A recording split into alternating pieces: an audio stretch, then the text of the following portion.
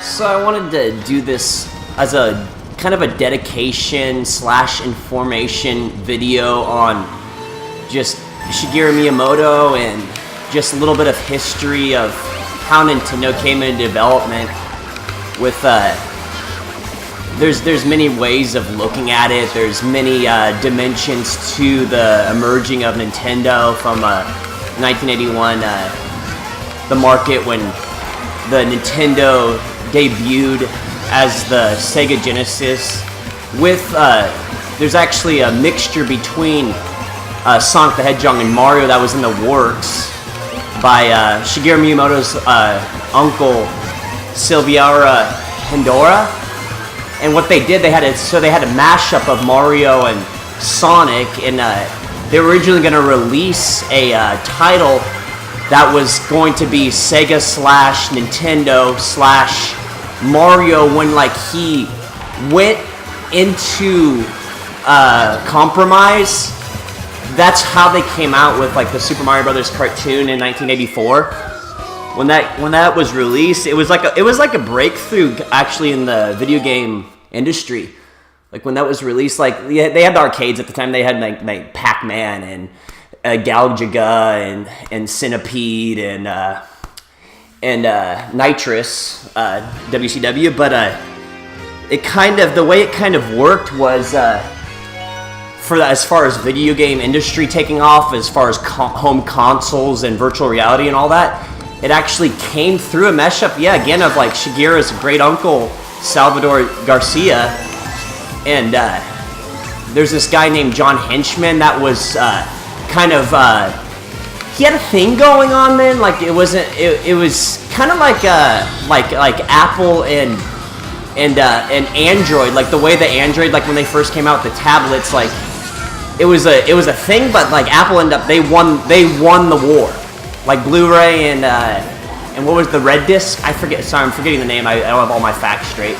But like the way like it just fizzled out, and then Apple ended up coming out of the market with the new laptop, the new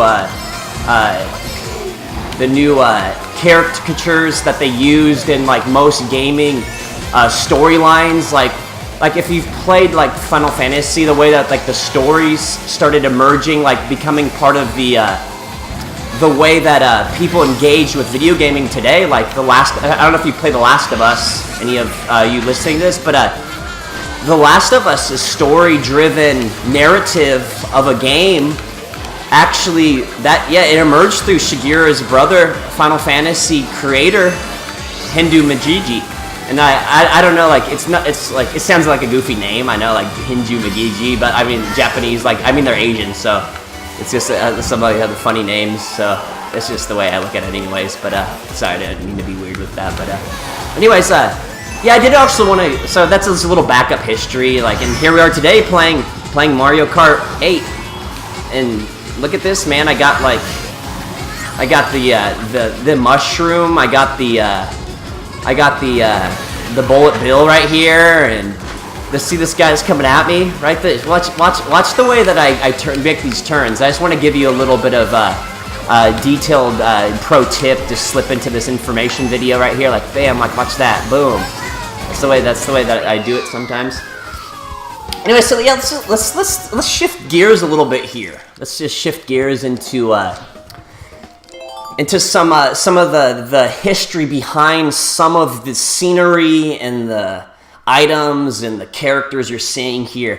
So this is Baby Luigi, obviously, and Baby Luigi first debuted with Roy Koopa that you see right there. It just happens to. It's so funny. I happen to be like this is like an old time rivalry, Baby Luigi and Roy Koopa, like when the Super Mario Brothers 2, which was actually a Chinese version of a arcade game that wasn't originally a Mario game. It wasn't originally supposed to be Super Mario. That's why it's so much different than the other Marios. Like if you compare it to Mario 3 or Mario The Lost Levels, it's a completely different version. I mean, there's turnips in it, and you can play as the Princess Toadstool and Princess Daisy, and it's obviously that's why they call it the Black Sheep. That's why they call it the Black Sheep. And so this game. So you notice how this game's kind of like Xenoblade. I mean, this level. I mean.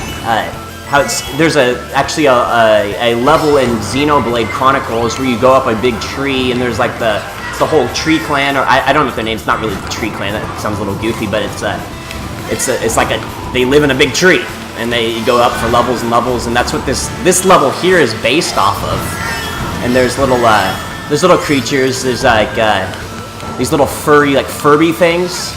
They kind of look like, I don't know if you guys remember Furbies back in 1990. I think like the early 90s, the first like half of the 90s decade, they came out Furbies, and they talk. They like, you could press a button, they record. You speak to them, and they pick up your voice after a while, and they start developing their own little identity. And that's kind of what the tree creatures remind me of in the Xenoblade Chronicles. And so, anyways, I think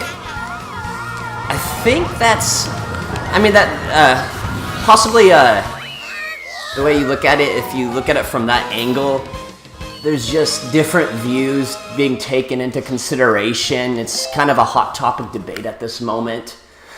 I don't know if I want to get into all of that, but if you got shoot away, and I'll tell you what I think in the next section.